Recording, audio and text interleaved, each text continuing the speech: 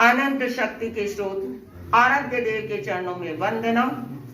वर्धापना समारोह में जिनकी वर्धापना की जा रही है, संकल्प की धुनी साध्वी श्री संगीत श्री जी को वंदना। आद्रस्पर साध्वी वृंद को वंदना। उपस्थित जन मेदनी, आज हम यहाँ क्यों इकट्ठे हुए हैं?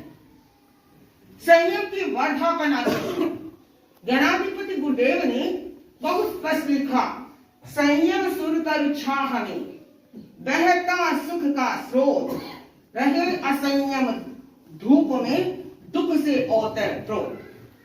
संयम से मेरत संयमी देवता सुर सुख मार, इतर अरति वस भोगता नारकीय आकार।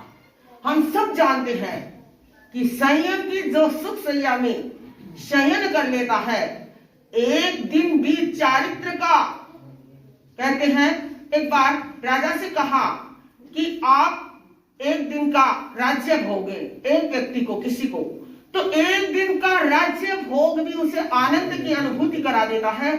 वैसे ही उससे भी ज्यादा एक दिन का संयम भी व्यक्ति को स्वर्गीय सुखों का आनंद दे सकता है। ऐसे में 50 वर्ष जिन्हें संयम की श्रेणी में आरोहण करते हो गया है, जिसे हम गोल्डन जुबली के नाम से पुकारते हैं। गोल्डन जुबली के आप सब जानते हैं कितने अक्षर हैं? सबसे पहला है जी। जी यानी गुड मैन।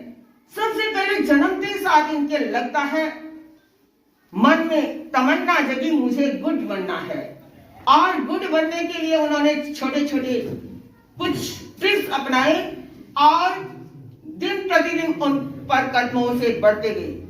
दूसरा है ओबेलाइश, आज्ञा मानना। उन्होंने सोचा जब मुझे किसी अच्छे कार्य के लिए फिर संकल्प होना है, तो फिर उसके लिए मुझे बड़ों की आज्ञा माननी होगी। सबसे पहले परिवार में, और उसके बाद जब मुझे दीक्षित होना है तो आचार्य श्री तुलसी के चरणों में दीक्षित हुए, और वहीं पर मुझे आज्ञा माननी है। आचार्य महाप्रज्ञ जी की आज्ञा माननी है, आचार्य श्री महाश्रवण जी की आज्ञा मान रहे हैं। और जिनके साथ स्वर्गीय साध्वी श्री जगन कुमार जी के साथ आपको दिया था, उनकी भी हर आज्ञा का सम्मान करना आपने उचित समझा और किया भी। तीसरा है एल यानी लवली। आज सदा सद्व्यवहार की और सबकी सत्पात्र बनी रही। आपने अच्छा कार्य किया है, जहां भी गए देश प्रदेशों में, यानी आपने पूर्व पश्चिम उत्तर दक्षिण सब जगह भ्रमण करके अपनी सद्व्यवहार की सुगंधी चारों तरफ छोड़ी है। डी यानी डेडिकेशन। समर्पण भाव आपका बेजोड़ है। गुरुओं के प्रति होना बड़ी बात नहीं, और भी सबके प्रति समर्पण भाव आपका बेजोड़ है। और आप ये समझते हैं डिटरमाइन, आप संकल्प की दुनिया है, सोच लेती है कि मुझे यह करना ही है। जैसे इनका संकल्प है कि 17 वर्ष से जो यात्रा करके आई हूं वो मैं पद चरणों से करके आई हूं, वैसे ही अब जब तक गुरुदेव के दर्शन नहीं करूंगी पदचारी बनकर ही रहूंगी। अन्यथा अब बहुत कठिनाई से चल पा रहे हैं, 5-5, 6-6 किलोमीटर की बिहारी बड़ी मुश्किल से कर रहे हैं, पर हमने देखा नीचे बैठते भी हैं और छोटे पाटे पर भी बैठ करके आहार कर सकते हैं, वंदना भी बैठ कर नीचे करते हैं। बड़ा आश्चर्य लगता है, ये संकल्प के धुनी व्यक्ति ही कर सकते हैं। यानी ईगरनेस, उत्सुक है। आप नए नए प्रयोगों को करने में बड़ी उत्सुक है और करते रहते हैं। जैसे इन्हें ध्यान में आया कि लाफिंग करनी है, तो दिन में कैसे भी करो लाफिंग करेंगे ही करेंगे। और भी अनेक ऐसे टिप्स हैं, मैं सबकी चर्चा नहीं करूंगी कि मेरी तरफ चारों तरफ मेरी आंखें मेरी तरफ आंखें रहती है।